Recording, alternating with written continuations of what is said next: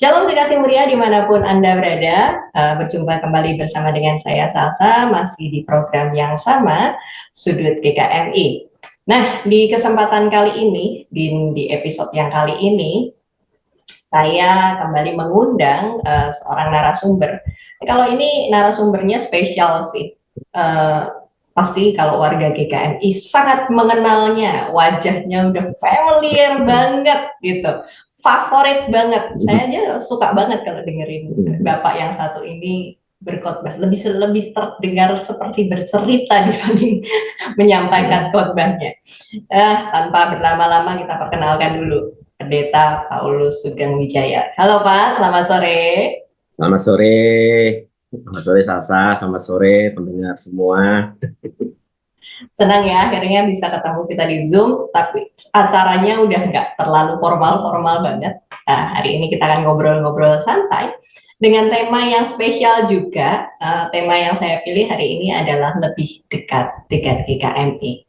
Apa sih tujuannya kita mau bicara tentang lebih dekat dengan GKMI? Karena emang selama ini nggak dekat.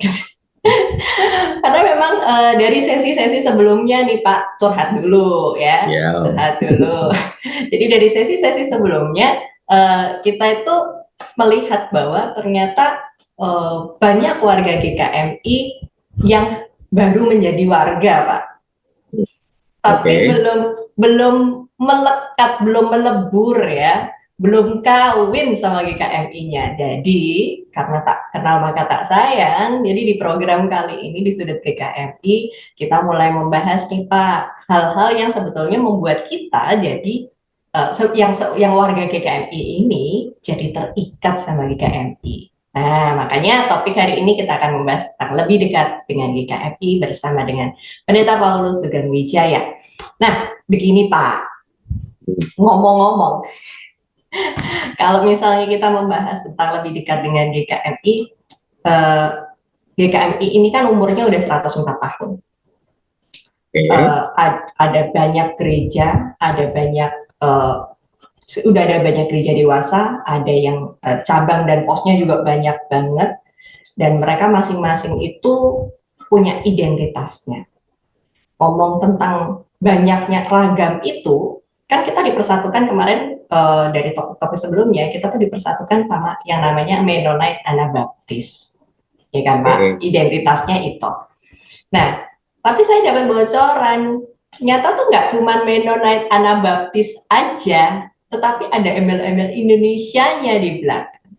Nah, spesialnya Mennonite Anabaptis Indonesia itu apa sih Pak? Sebagai identitas dari GKMI. Iya, terima kasih Salsa. Nah, ini saya harus pakai istilah-istilah yang rada teknis, gitu ya, yang digunakan di dunia akademik, karena ada istilah-istilah teknis yang menunjuk semacam ini. Yang pertama itu begini, kalau kita bicara identitas, maka yang namanya identitas itu selalu proses menjadi. Jadi Ya, tidak pernah ada di dunia ini satu orang atau satu kelompok orang yang identitasnya itu kekal selama-lamanya, gitu ya. ya, Jadi yang tidak berubah itu cuma Tuhan Yesus. Tapi kalau kita semua itu selalu berubah. ya, Nah, itulah identitas. Nah, kalau kita melihat dalam konteks kita di TNI juga sama. Ini yang kalau dalam dunia akademik disebut identitas hybrid, gitu ya. Jadi identitas yang memang terbentuk. Gitu ya. Kalau kita mengingat kita itu kan dulu asal mulanya kan dari sekelompok orang-orang Tionghoa, ya, yang di bawah T-Singtap. Tapi dari sejak awal T-Singtap itu juga nggak mau kalau dikekang dia hanya boleh mengabarkan Injil pada orang-orang Tionghoa. Kalau zaman kolonial dulu begitulah caranya, karena itulah politik divide et impera, ya. Jadi sehingga gereja-gereja itu pengennya di kotak-kotak berdasarkan suku atau etnisnya, gitu ya. Nah, dari sejak awal tuh T4 memang nggak mau kalau begitu. Jadi dia sudah merambah kemana-mana, keluar dari batas-batas kesukuan. Bahkan saya juga mencatat dalam disertasi saya, seawal tahun 1960 itu ada GKMI Kudus. Saudara bisa bayangkan ini GKMI yang awal, besar, dan mayoritas Tionghoa, tapi dengan sengaja menabiskan seorang pendeta Jawa dalam diri almarhum Bapak Sudarso Hadi untuk menjadi gembala jemaat utamanya. Nah, ini juga satu terobosan di masa itu, hal semacam ini belum biasa terjadi. Ya, jadi di sini GKMI itu mengawali untuk menunjukkan kami itu tidak bisa dikekang oleh aturan apapun juga atau oleh batasan-batasan manusiawi. Injil harus diberitakan. Tesimtat itu salah satu ayat favoritnya kan, ayat yang mengatakan kita sudah menerima dengan cuma-cuma dan oleh karena itu bagikanlah dengan cuma-cuma. Nah, itu yang menjadi landasan. Oleh karena itu dari sejak awal mula identitas kita itu memang secara etnis maupun secara teologis itu sudah campur-campur ya. Jadi etnisnya kita memang mayoritas Tionghoa, tapi toh kita kemudian keluar. Sejak awal itu kita tidak mau dikekang oleh identitas etnis semacam itu. Kemudian kita kan ketemunya dengan Mennonite itu kan juga bukan dari sejak awal ya. Jadi GKM itu salah satu dari sedikit gereja yang ada di Indonesia yang berdirinya itu bukan oleh gerakan misionaris manapun juga. Jadi kita berdiri sendiri, lalu dalam kemandirian itu kita bergabung ke sana kemari, tapi kok nggak cocok. Nah, yang paling cocok itu dengan Anabaptis Mennonite ini. Karena itu kita bisa mengatakan bahwa kesatuan kita, identitas Anabaptis Mennonite itu menjadi pilihan kita. Betul, itu seperti teologinya itu kita cocok, praktek bergerejanya kita cocok, praktek imannya kita juga cocok. Nah, cuma kita juga sudah membawa identitas kita sendiri, jadi karena kita memang tidak lahir dari rahimnya misionaris Anabaptis Mennonite, sehingga dari sejak awal itu memang sudah hybrid gitu ya, jadi tidak identitas yang monolitik satu kaku itu sudah jadi, enggak. Dari sejak awal mulanya kita memang cair gitu. Nah, itulah yang terjadi dengan GKMI. Oleh karena itu dari sejak awalnya itu ya kita ini disebut Anabaptis Mennonite iya, tapi ya kalau dibandingkan dengan Anabaptis Mennonite yang lain-lain nggak sama juga begitu ya. Jadi ini ada bentukan kita sendiri karena kita memang lahir dari diri kita sendiri dan kemudian kita memang memilih denominasi ini, betul itu pilihan etis kita. Ini kayak orang kayak menikah gitu ya. Jadi setelah lihat-lihat itu wah kok ternyata aku cocoknya tuh dengan yang ini gitu ya. Ya kemudian menikahlah dengan yang itu.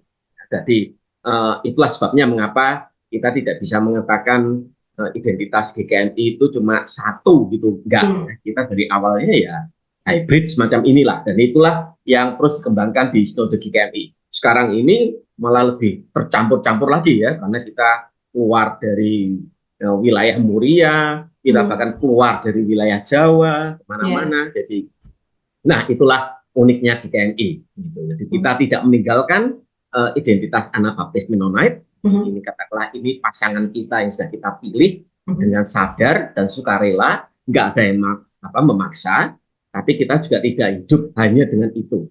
Karena dalam diri kita dan dalam perjumpaan kita dengan masyarakat Indonesia Majemuk ini, kita juga bersedia terbuka untuk dipengaruhi oleh identitas-identitas yang lainnya. Gitu ya. Yang penting itu kebersamaannya itu. Jadi meskipun kita bentukannya rada aneh gitu, katakanlah gitu ya, karena kita membentuk sendiri rada aneh kayak es campur gitu ya. Nah, tapi kalau campurannya enak kan, enak juga itu es campurnya gitu loh. Gitu. Oke. Kalau masing-masing dari setiap gereja lokal itu kan punya seperti identity gayanya mereka sendiri-sendiri lah ya Pak ya. Jadi kemasannya mungkin berbeda-beda. Nah, satu yang menarik perhatian saya ketika Bapak ngomong tadi tentang bahwa GKM itu ya campur-campur, hybrid banget. Terus ada upaya nggak sih Pak sebetulnya untuk mengkoneksikan selain hanya dengan adanya sinodal atau sinode ini yang menjadi wadah dari gereja-gereja itu? Ada nggak sih Pak yang membuat kita akhirnya satu dengan yang lain? Ini di gereja-gerejanya banyak dengan berbagai macam model. Akhirnya kita bisa merasa bahwa kita tuh satu loh, kita tuh GKMI kita. Apa sih Pak?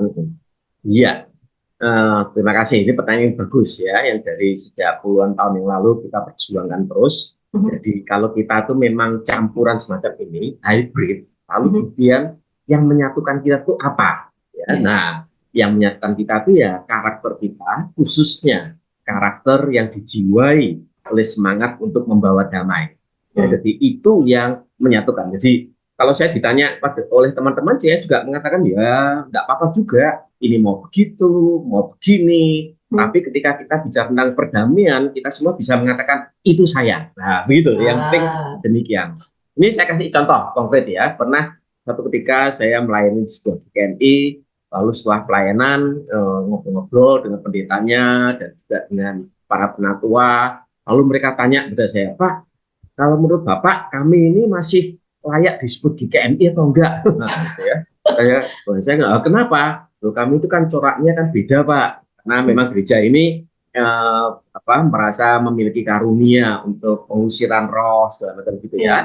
Nah, lalu mereka mengatakan kami ini kan beda, Pak, karena kami suka dan mengembangkan diri, mengembangkan talenta dan karunia kami untuk pengusiran roh. Nah, yang begini ini GKMI atau enggak, Pak? Lalu saya tanya, saya coba diceritain, kalau kalian mengusir roh itu, yang terjadi itu apa? Gitu ya, di sana.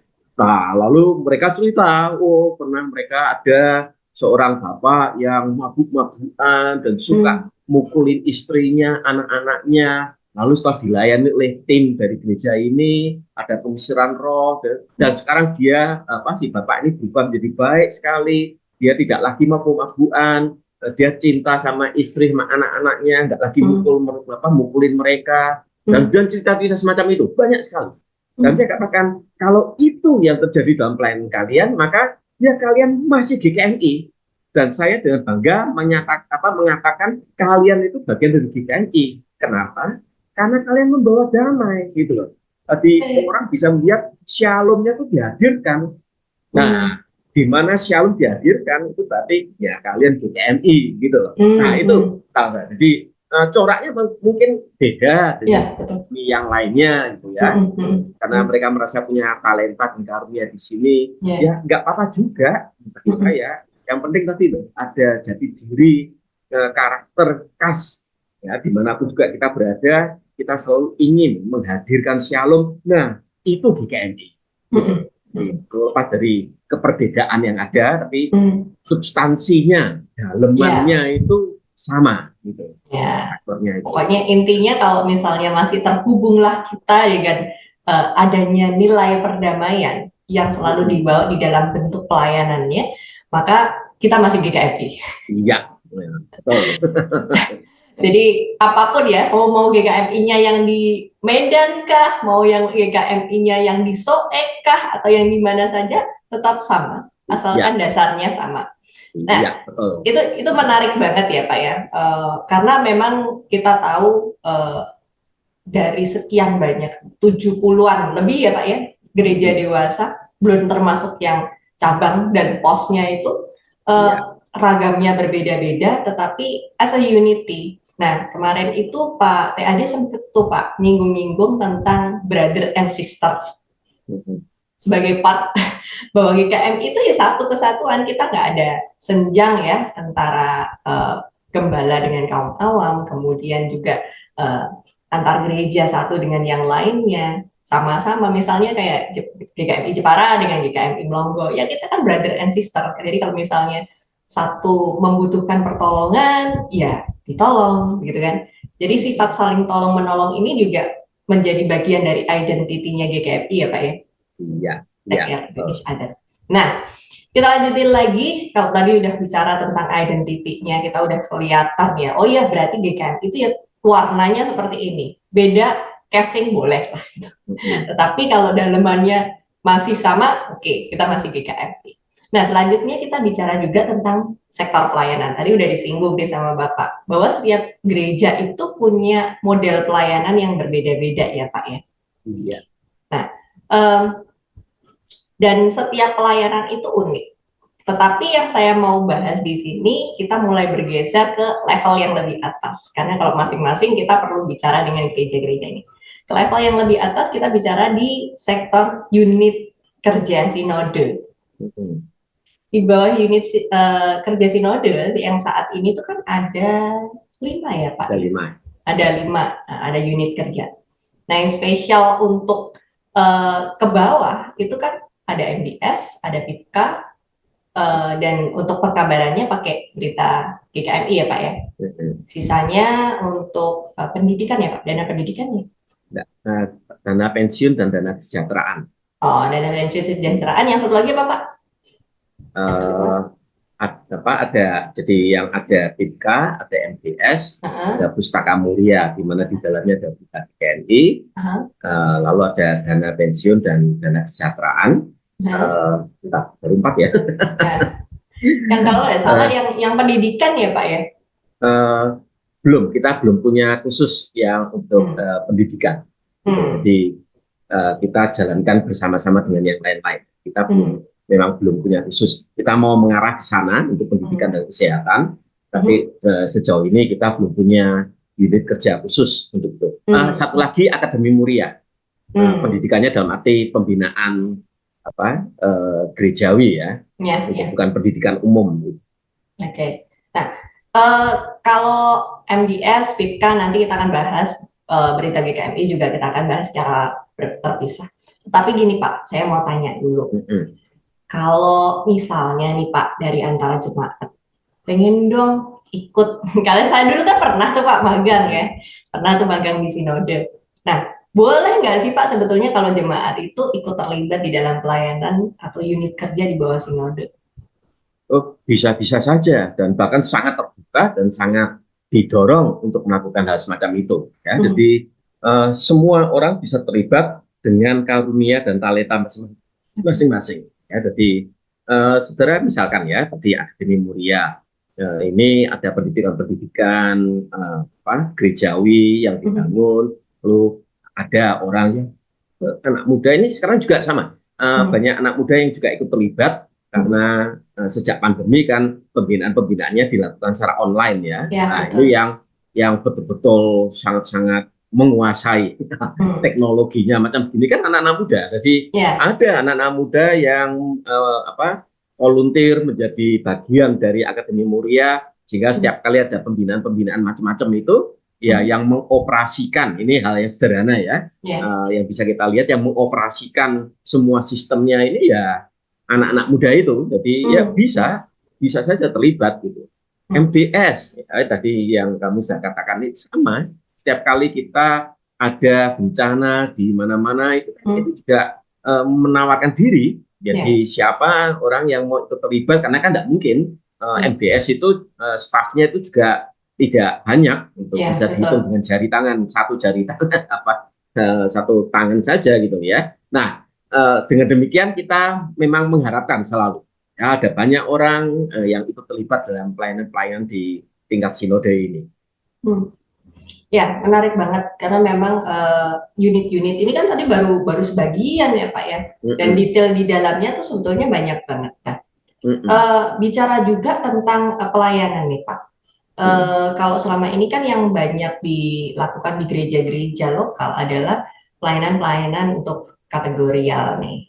Apakah sekarang tuh dari pusat nih sinode juga mengarahkan nih untuk pelayanan-pelayanan atau komunitas yang lebih besar? Contoh, saya keingat beberapa tahun lalu sempat tuh ada program namanya Youth for Peace ya Pak. Itu untuk anak-anak muda dan saat itu boom banget ya, kegerakan anak muda di GKMI itu besar sekali. Apakah pelayanan-pelayanan seperti itu juga masih dikembangkan oleh sinode GKMI Pak? Kalau realnya sekarang saya kurang tahu ya, karena sejak saya turun dari ketua umum sinode, saya tidak begitu terlibat aktif ya di dalam kepengurusan sinode. Saya tidak punya jabatan apa-apa dalam kepengurusan sinode, jadi saya tidak tahu persis dalamannya ya. Tapi yang saya lihat itu ya kegiatan-kegiatan semacam itu masih tetap ada, masih tetap digunakan. Dan juga ada yang baru. Saya lihat sekarang ada juga GKMI Worship misalkan, itu kan hal yang baru ya, yang dulu juga nggak ada. Jadi akan selalu dinamis semacam itu. Tapi tidak berarti bahwa yang lama sudah ditinggalkan dan kita membuat yang baru, tidak selamanya demikian. Jadi ada juga yang hal yang dulu berkembang sekarang juga tetap dikembangkan, atau dulu berkembang kayak Youth for Peace dan sekarang dikembangkan tapi dalam bentuk atau ada adjustment yang dilakukan dengan perkembangan, melihat perkembangan zaman, nah itu juga bisa terjadi gitu. Jadi disitulah dinamisnya GKMI. Nah, karena memang dari sejak awal itu kita kan gereja yang bukan struktural sinodal gitu ya. Jadi kalau asas pemerintahnya itu kita tidak sinodal, juga bukan presbiterial, tapi kita kongregasional sinodal. Kongregasionalnya itu terlebih dahulu dan baru sinodal. Itu artinya dinamikanya memang cukup tinggi karena yang didorong itu adalah kongregasi-kongregasi itu yang bergerak, kemudian secara bersama-sama kita memilih untuk bergerak yang strategis gitu ya, yang harus dilakukan bersama-sama. Selalu begitu. Oleh karena itu kalau kita lihat di GKMI, setelah struktur itu tidak terlalu kaku, juga tidak permanen juga, bahkan itu bisa berubah-ubah tergantung dinamika gereja dan masyarakat gitu. Oke. Berarti tidak kaku itu menjadi kata kuncinya. GKMI juga kita tahu membuka sekali pelayanan, peluang untuk jemaat boleh terlibat di dalam pelayanan, bahkan bukan hanya di tingkat gereja lokalnya mereka masing-masing, tetapi juga memberikan kesempatan yang besar untuk bisa terlibat di dalam pelayanan yang ada di kelas sinode. Nah, topik bahasan yang menarik ini kemudian bergeser, karena ini temanya kita itu kan sebenarnya di sudut GKMI ini, karena kita mau mengarahkan jemaat untuk bisa melihat visi masa depan sebetulnya. Bersama-sama melihat bagaimana apa yang akan kita kerjakan ya di masa depan. Kalau yang masa dulu, oke deh, gitu. Oh, zaman Bapak tuh ya, ada begitu banyak program yang berjalan, dan sekarang pemimpin udah mau berganti nih Pak. Jadi kita mau melihat apa yang ada di bayangan di visi masa depan. Ya, dari informasi yang saya dapat beberapa waktu lalu juga sudah dibuat panitia ad hoc ya untuk membangun sebuah renstra, sebuah rencana kerja sampai 10 tahun ke depan. Dan ini menjadi visi yang akan dijalankan dan dihayati bersama, tidak hanya dalam tubuh gerejanya, tetapi bagaimana dengan cara hidup jemaatnya juga. Bisa di-sharingkan garis besarnya nggak sih Pak? Renstra ini akan mengarah kemana atau mau membantu jemaat ini untuk berkembang seperti apa sih?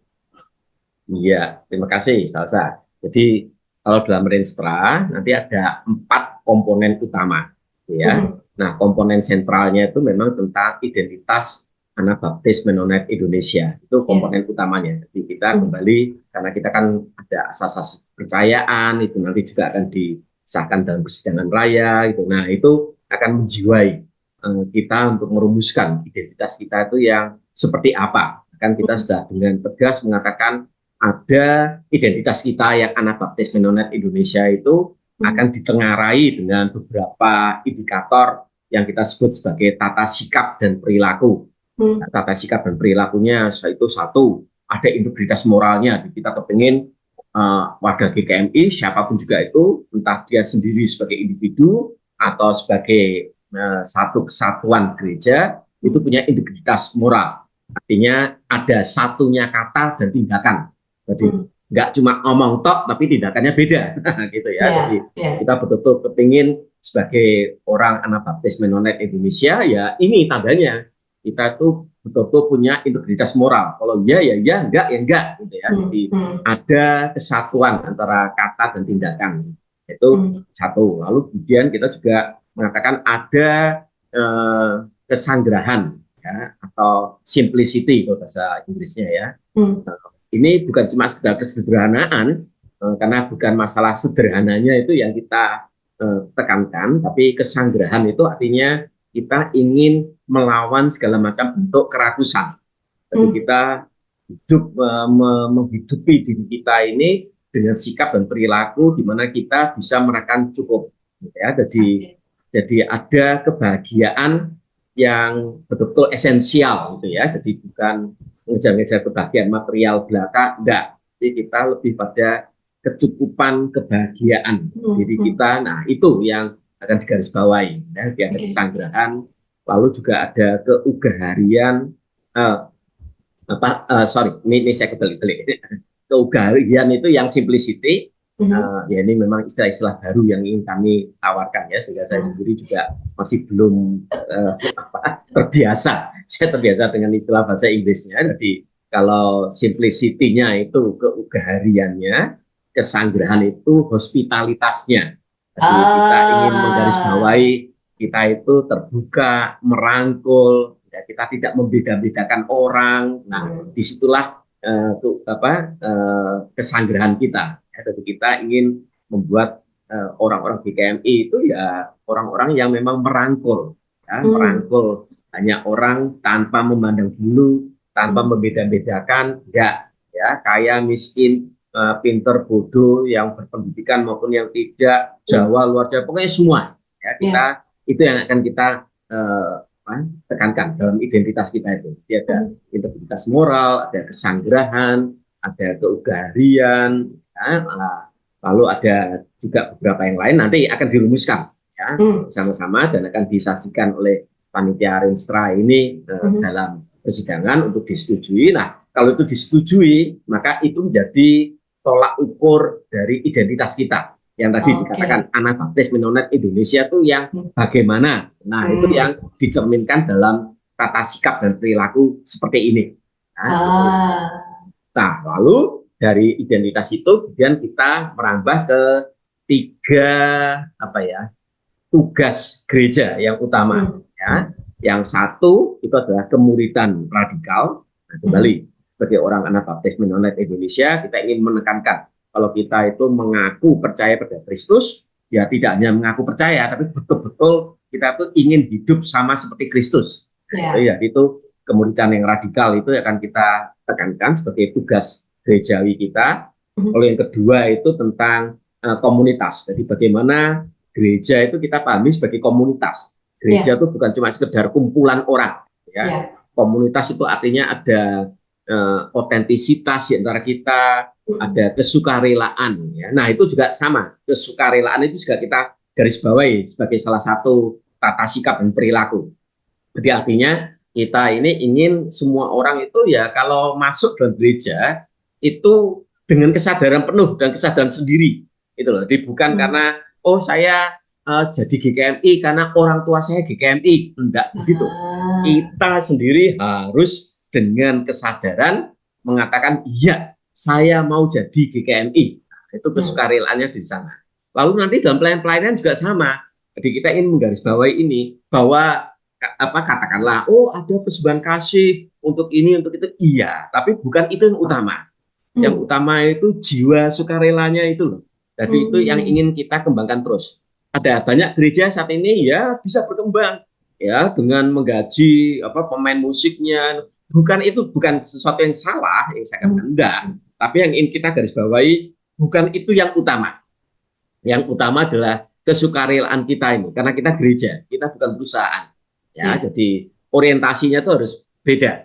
Orientasinya itu harus untuk melayani ya. Nah, ya itu tuh yang kedua. Jadi gereja sebagai komunitas. Ya.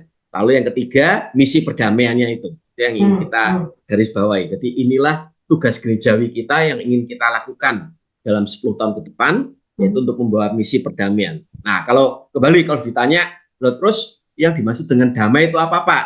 Ya, dari dulu kita sudah menggarisbawahi bahwa bagi kita orang GKMI, damai atau shalom atau eirene itu artinya adalah apa? Artinya satu, kita itu punya hidup yang berpusat pada Yesus Kristus. Nah, itu aspek spiritual kita. Ya, pokoknya hidup kita tuh ya orientasinya, pusatnya ya Yesus Kristus gitu.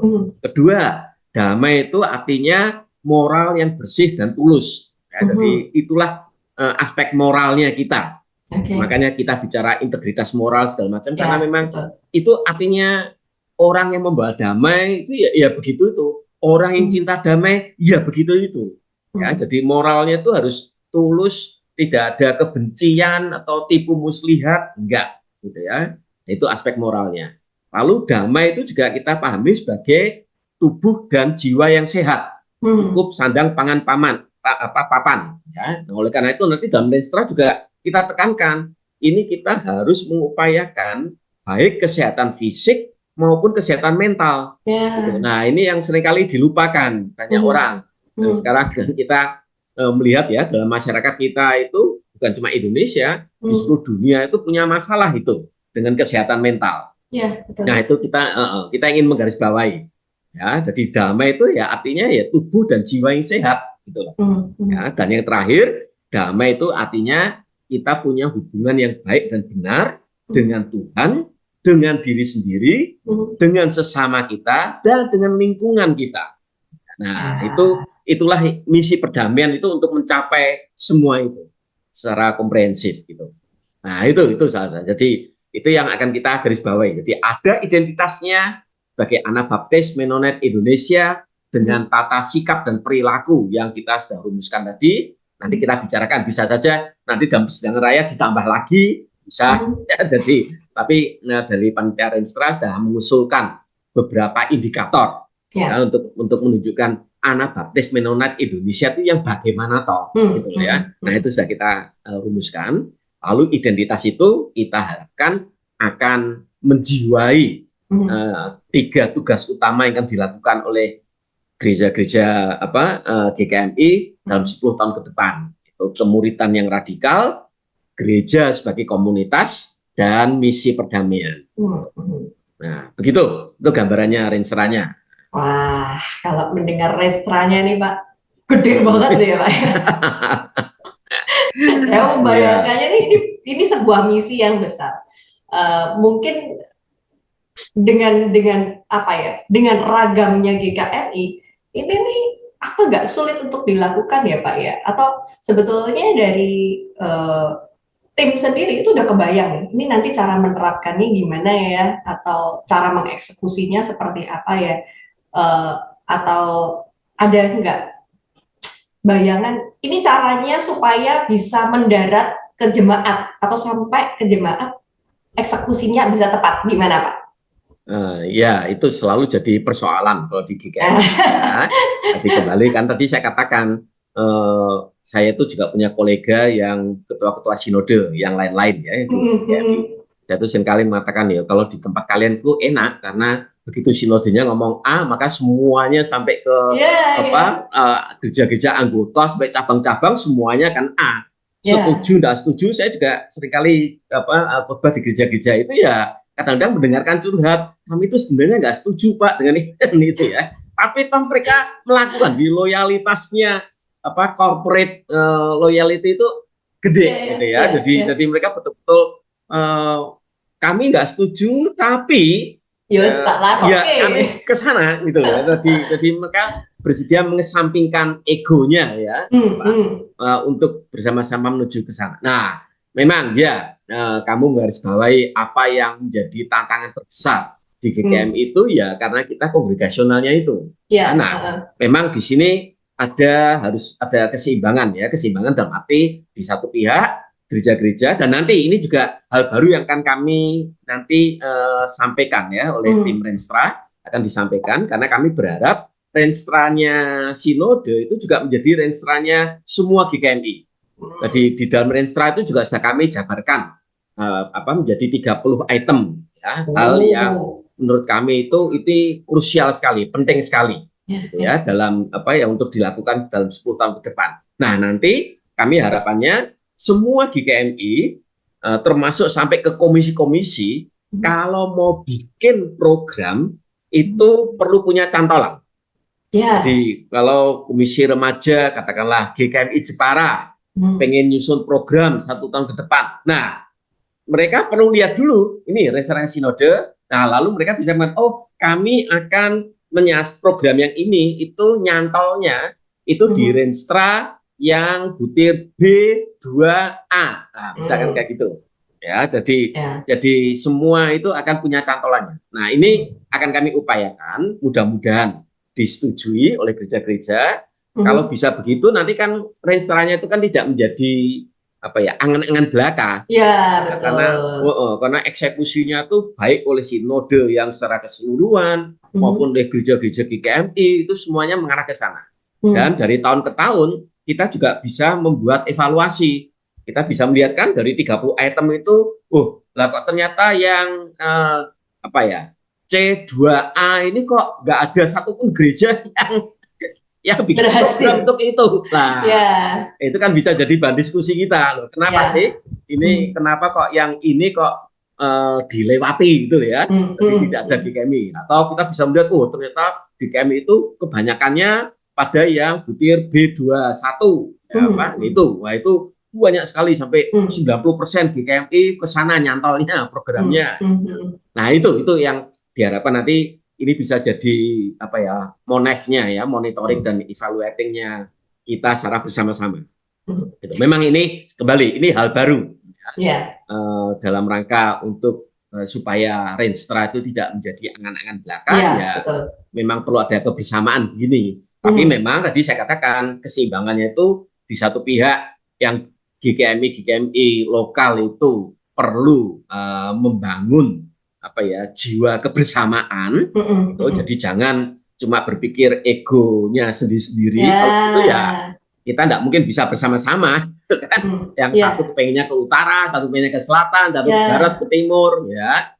Nah, itu lalu ya kita jadi tidak bisa sinkron gitu ya. Nah, namun di lain pihak yang para pengurus sinode juga kami harapkan itu sering-seringlah beranjang sana ke gereja-gereja gitu kan.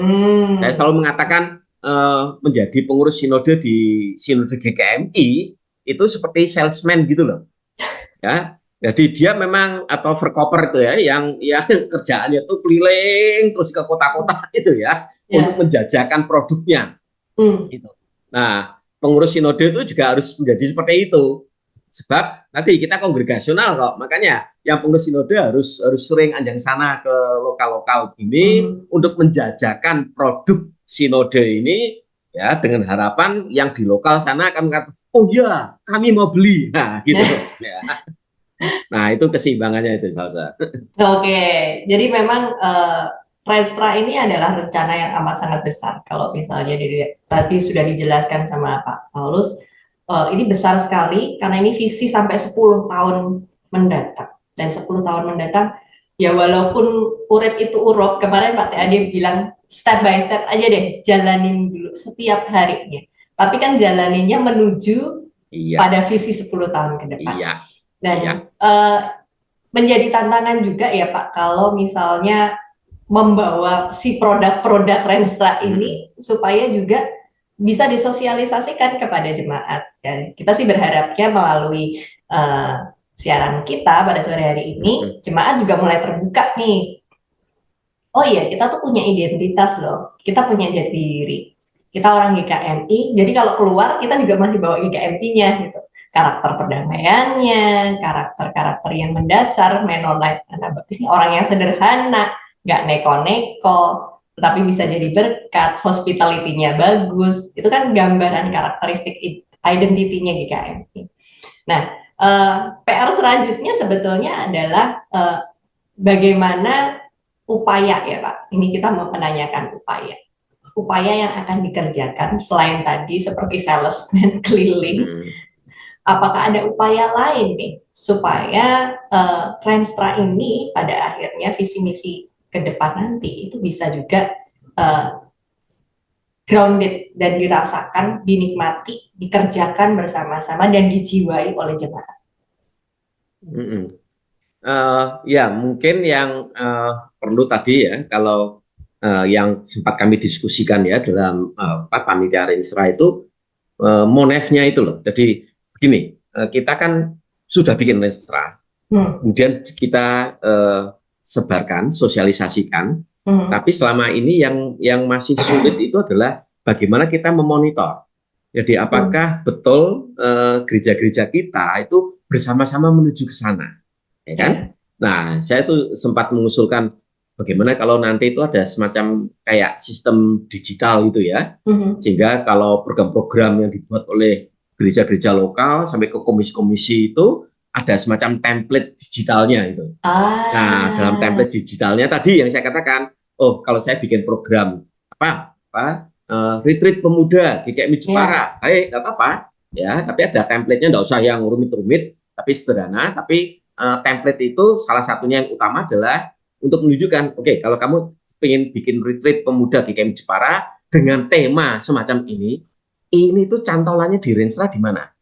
Nah, dia harus ngeklik gitu ya. Jadi ada tadi 30 item tadi, dia klik di situ. Nah, kalau itu bisa terjadi secara sinodal itu kita langsung akan punya apa ya, database ya, yang betul-betul akan kelihatan, petanya juga akan kelihatan, sehingga nanti yang di pihak di sinode pun juga akan bisa memonitor, oh ini kok kelihatannya yang tadi saya katakan misalkan B2A ini kok nggak ada yang nyentuh sama sekali. Ya, nah itu bisa langsung dibicarakan ya. Nanti dalam persidangan MPL ya kita diskusinya juga mengerucut gitu ya, jadi tidak kemana-mana gitu ya. Jadi kita bisa sama-sama memonitor dan mengevaluasi ini kenapa ya kok yang B2A itu kok tidak ada gereja yang tertarik sama sekali. Ya, apakah itu memang bermasalah atau terlalu berat untuk dilakukan oleh gereja lokal, sehingga kita perlu melakukannya bersama-sama, nah, ya begitu-begitu. Ya, sehingga harapannya nanti persidangan-persidangan MPL itu juga akan lebih efektif, gitu ya, karena yang dibicarakan itu konkret ya, dan semuanya menuju pada renstranya itu.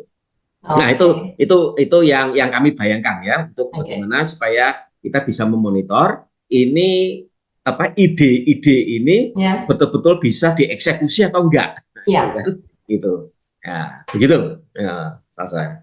Oke, jadi ini dari omongan Pak Paulus Sugeng ini memberikan peluang bagi para ahli IT nih untuk ayo dong gabung bersama dengan Sinode, kita bikin ini supaya apa yang kita rencanakan di masa depan ini juga bisa menjadi realisasinya jadi lebih kelihatan nih. Nah, karena mungkin dengan bantuan ya Pak ya, ini kan berarti kan ada media yang diperlukan. Sama seperti Radio Muria Jepara ini, kita berupaya sekali untuk bisa mengedukasi baik jemaat, pendengar setia ya, kekasih Muria yang juga menyaksikan acara kita pada sore hari ini, untuk bisa membuka juga pandangan tentang oh ini loh yang kita kerjakan.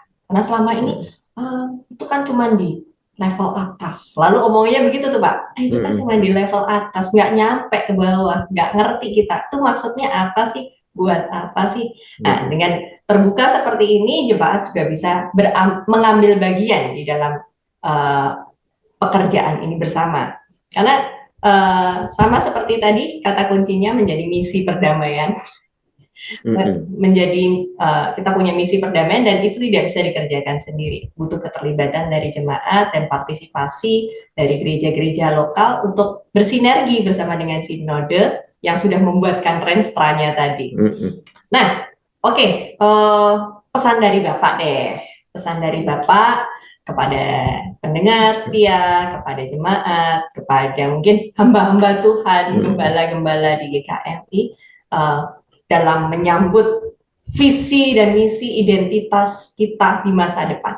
Apa nih Pak?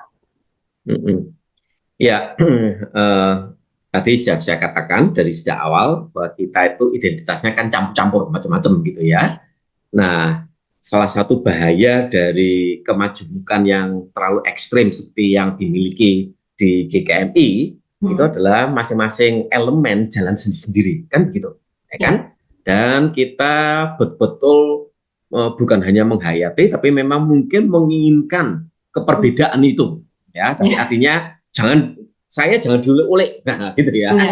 Saya tuh pokoknya kamu ya kamu, enggak apa-apa, tapi aku ya aku, ya. Jadi kamu enggak boleh campur-campur ke urusanku, aku juga enggak akan nyampur-nyampur urusanmu. Nah, itu kondisi yang menurut saya sangat-sangat buruk, ya, tidak Kristiani juga. Karena itu kita terlalu memuja-muja keperbedaan, ya. Ada diversity, ya. Saya itu di mana-mana selalu mengatakan Bhinneka Tunggal Ika itu sebenarnya semboyan bagus, tapi terjemahannya itu bukan unity in diversity. Tapi kalau saya itu lebih senang menerjemahkannya sebagai diversity for unity, gitu ya. Jadi ini maknanya agak beda. Bahwa kita berbeda, iya kita berbeda. Tapi keperbedaan kita tuh untuk kesatuannya itu. Kalau berbeda hanya untuk berbeda, ngapain gitu kan? Lalu akhirnya tadi ada yang jalan ke utara, ada yang jalan ke selatan. Itu kemudian kita rasanya itu di gereja dan bahkan sinode itu capek. Nah, tapi capeknya tuh kayak orang yang treadmill gitu loh. Jadi lari gebrobyos semua keringetan, tapi nggak kemana-mana gitu ya. Jadi tidak berjalan kemana-mana, larinya cuma lari di tempat. Padahal energinya banyak yang dihabiskan. Nah, kenapa kok lari di tempatnya itu tadi?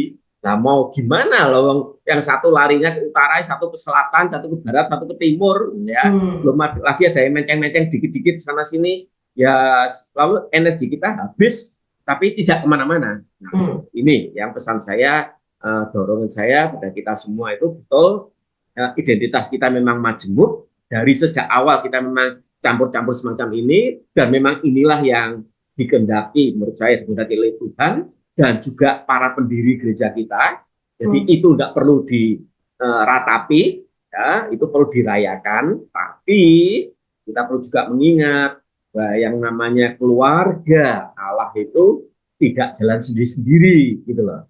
Makanya berbeda boleh berbeda, ya, tapi keperbedaan itu harus keperbedaan yang digunakan justru untuk mendukung kesatuannya. Ya. Kalau analogi saya itu seperti ekosistem dalam dunia kita itu loh, kan? Jadi kenapa kok ada kucing, dan ada tikus, ada tumbuhan ini, ada tumbuhan itu, ya memang beda-beda semua. Tapi kan untuk kesatuan, gitu. Ya, jadi justru kita tidak boleh meniadakan salah satu. Kalau salah satunya ditiadakan, gitu ya, misalkan kita punahkan pohon pisang. Nah, itu kita sendiri juga bisa jadi punah itu manusia, ya. Jadi itu, jadi memang ya betul, enggak apa-apa. Ada pohon pisang, ada pohon beringin, ada macam-macam, enggak apa-apa. Selama kita semua sadar. Nah, keperbedaan itu bukan supaya saya enggak dicawe-cawe sama yang lain, dan saya tidak mencawe-cawe yang lain, dan tidak mau disibukkan untuk ngurusi yang lain, enggak begitu. Itu justru kita harus berbedanya itu harus untuk atau demi kesatuannya itu, ya. Makanya saya katakan Bhinneka Tunggal Ika itu sebenarnya harus digunakan diversity for unity. Nah, gitu. Wow, luar biasa ya. Jadi kita sekarang udah tahu bahwa memang di antara GKMI yang campur baur, campur sari, campur kalau versi Pak Paulus, ada begitu banyak perbedaan, bukan untuk berdiri dengan perbedaan itu ya Pak ya, state at the diversity, tetapi kita tahu bahwa perbedaan itu harus dijadikan dasar supaya kita bisa saling bersatu. Aku melengkapi kamu, kamu melengkapi aku, dan kita bersatu. Itulah keunikan GKMI, kita bisa belajar dari sini, melihat ke depan, masa depan GKMI akan jadi seperti apa. Sudah dibuatkan renstranya, mari kita kerjain bareng-bareng, karena renstra ini akan hanya jadi sebuah tumpukan kertas belaka kalau tidak pernah dilakukan, kalau tidak pernah dikerjakan bersama-sama, dan itu tidak bisa hanya dikerjakan oleh 1-2 orang, but as a unity. Kita jadi sama-sama mengerjakan itu untuk misinya, bukan untuk kita sendiri, tapi untuk kemuliaan nama Tuhan. Itu mungkin bagian terakhir ya Pak ya dari obrolan kita, atau Bapak ada lagi Pak yang mau disampaikan? Ya, terima kasih. Yang penting tadi kita bersama-sama membawa damai. Iya, bersama-sama kita membawa damai sebagai identity dari GKMI. Akhir kata, terima kasih ya Pak ya, obrolan kita pada sore hari ini, kita boleh saling memberkati satu dengan yang lainnya. Berharap juga kekasih muria dan jemaat yang sedang menonton bersama dengan kita pada sore hari ini boleh menangkap nilai baik. Kita memang berbeda, kita memang tidak sama, satu gereja dengan gereja yang lain, bahkan sesama GKMI pun berbeda. Tetapi itu bukan untuk memecah kita. Kita harus buang semua ego pribadi kita, dan untuk menjadi sebuah kesatuan, yaitu GKMI. Terima kasih sudah menyaksikan siaran kita pada sore hari ini. Semoga apa yang kami sampaikan benar-benar memberkati kekasih mulia sekalian. Terus ikuti kami di Sudut GKMI, masih ada di program-program selanjutnya, episode selanjutnya, pastinya juga tetap akan menarik. Tetap stay tune bersama dengan kita. Tuhan Yesus memberkati. Terima kasih.